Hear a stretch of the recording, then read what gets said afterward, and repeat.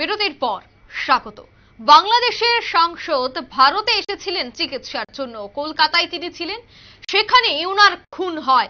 ইতিমধ্যেই উনার খুনকে কেন্দ্র করে একাধিক রহস্য জন্মাতে শুরু করেছে। বাংলাদেশের মৃত সাংসদের কন্যাকে ইতিমধ্যেই তলব করলো সিআইডি। নিউ টাউন থেকে উদ্ধার হওয়া সাংসদের দেহ ডিএনএ টেস্ট করাবে সিআইডি। এই মুহূর্তে কিন্তু সেই খবর উঠে আসছে, এক্সক্লুসিভ ছবি আপনারা দেখতে পাচ্ছেন। সোনা পাচার নিয়ে সাংসদের কন্যাকে কি জেরা করবে সিআইডির গোয়েন্দারা? একাধিক প্রশ্ন কিন্তু এবার উঠতে শুরু করেছে। যেহেতু ইতিমধ্যে দেহাংশ মিলেছে, তাই সেক্ষেত্রে বিভিন্ন বিষয়ে পরীক্ষা নিরীক্ষা হবে।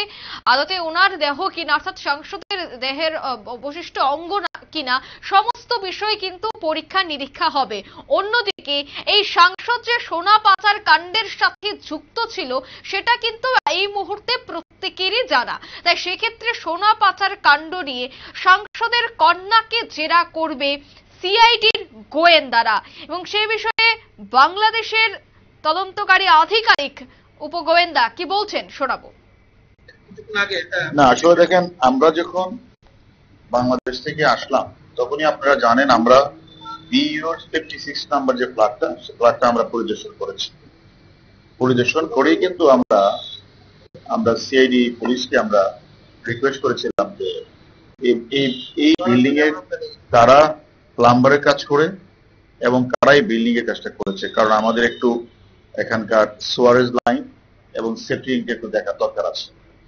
তখন তারা আমাদেরকে বলেছে ঠিক আছে। আজকেও আমরা তাদের তখনই রিকোয়েস্ট করেছি। আমরা আজকে সকালে কিন্তু আপনাদেরকে আমরা বলেছি যে আমরা সিআইডি পুলিশ অত্যন্ত আন্তরিকতার সহিত কাজ করছে।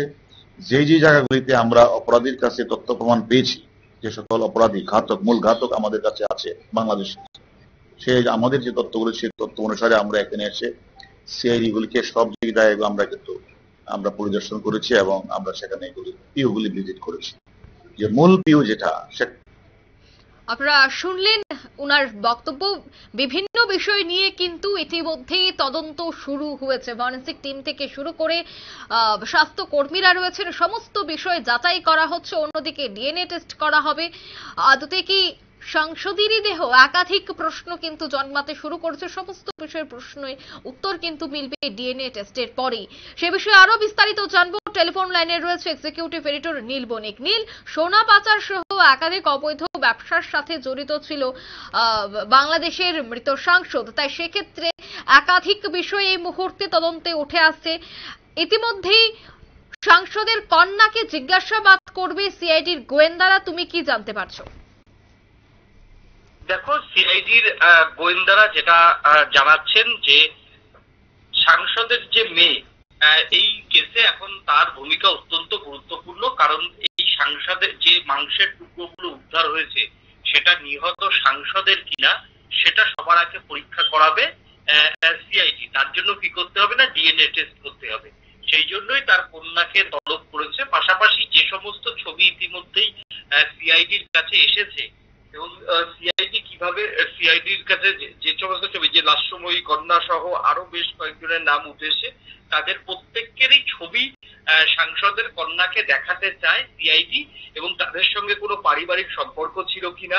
এবং সিআইডির গোয়েন্দারা সাংসদের কন্যাকে জিজ্ঞাসা করতে পারেন যে এই লোকগুলোকে, যেই সমস্ত লোকের ছবি ইতিমধ্যেই সিআইডির কাছে এসেছে, তারা পারিবারিক ভাবে চিনতেন কিনা, তাদের শেষ কবে দেখা গিয়েছিল তার বাবার সাথে, এই বিষয়গুলো জিজ্ঞাসা করবে। এটা ঠিক জেরা নয়, কিন্তু কিছু তথ্য নেওয়ার জন্যই জিজ্ঞাসা করবে। কারণ সিআইডি মনে করছেন যে সাংসদের মার্জনা করবেন বাংলাদেশের যে নিহত সাংসদের খুব নিকট কেউ এই খুনের সঙ্গে আরো জড়িত আছে, না হলে এত বড় কাণ্ড সম্ভব নয়।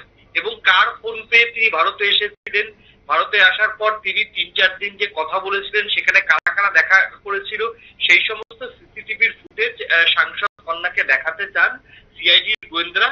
সিআইডির গোয়েন্দাদের কাছে তিনি শনাক্ত করুক যে তাদের নাম, পরিচয় কি, তার বাবার সঙ্গে কতদিন সম্পর্ক, এই বিষয়গুলো নিয়েই তাকে তলব করার জন্য কলকাতায় ডেকে পাঠানো হয়েছে। 2-1 দিনের মধ্যেই মৃত সাংসদের কন্যা সে কলকাতায় আসবে। কলকাতায় আসার পরই তাকে কলকাতায় আসবে এবং কলকাতায় আসার পরেই তাকে এই বিষয়গুলো নিয়ে জিজ্ঞাসাবাদ করবে এবং সঙ্গে অবশ্যই ডিএনএ টেস্ট করাবে। সাংসদের কন্যার সঙ্গে তার বাবার ডিএনএ টেস্ট করাবে। ডিএনএ টেস্ট রিপোর্ট পাওয়ার পরেই হয়তো যেটুকু মানে দেহের যে ভগ্নাংশ যেটুকু বেঁচে আছে সেগুলো হয়তো কফিন বন্দি করে বাংলাদেশে পাঠানো হবে, যে শেষ অন্ত্যেষ্টিক্রিয়া প্রক্রিয়া সম্পূর্ণ করার জন্য। নীল, এই মুহূর্তে জানা যাচ্ছে যে লাশময়ীর নাম উঠে আসছে, এছাড়া অন্যান্য যে অভিযুক্তদের নাম উঠে এসেছে তারা বাংলাদেশ থেকে অবৈধভাবে ভারতে প্রবেশ করেছিল, জাল পাসপোর্ট তারা ব্যবহার করেছিল। সেই বিষয়টা নিয়ে কি এখনো পর্যন্ত কিছু জানা গেছে? হ্যাঁ, জাল পাসপোর্ট অবশ্যই ব্যবহার করেছিল, এটা একেবারে নিশ্চিত। এবং জাল পাসপোর্ট ব্যবহার করে, ভিসা ব্যবহার করেই তারা ভারতে এসেছিল।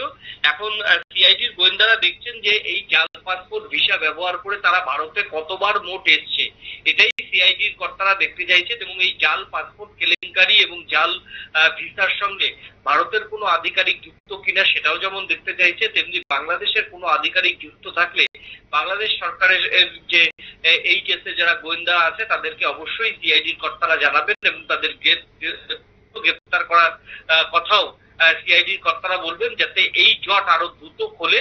সেই সঙ্গে সোনা পাচারের যে তথ্যটা বারবার উঠে আসছে, সেই সোনা পাচার তথ্যেরও অনেক এই তথ্য আগামী দিনে গোয়েন্দাদের কাছে চলে আসতে পারে বলে মনে করা হচ্ছে। একদমই, ধন্যবাদ নীল। অর্থাৎ বাংলাদেশের মৃত সাংসদ কন্যাকে তলব করা হয়েছে, বিভিন্ন বিষয়ে জিজ্ঞাসাবাদ করা হবে এবং যে অভিযুক্তদের নাম ইতিমধ্যে উঠে এসেছে তাদেরকে পরিবার পরিজন চেনেন কিনা বা অভিযুক্তরা পরিবার পরিজনকে চিনতেন কিনা, তাদের মধ্যে কোনো সম্পর্ক রয়েছে কিনা, সমস্ত বিষয়ে জানার জন্য কিন্তু ইতিমধ্যেই গোয়েন্দা দপ্তরের আধিকারিকরা তারা একেবারে চিরুনি তল্লাশিতে নেমেছে এবং ইতিমধ্যেই সাংসদের কন্যাকে জেরা করা হয়েছে, বিভিন্ন প্রশ্ন ওনাকে করা হবে বলেই জানা যাচ্ছে। নিয়ে নিচ্ছে ছোট্ট একটি বিজ্ঞাপন বিরতি, সঙ্গে থাকুন।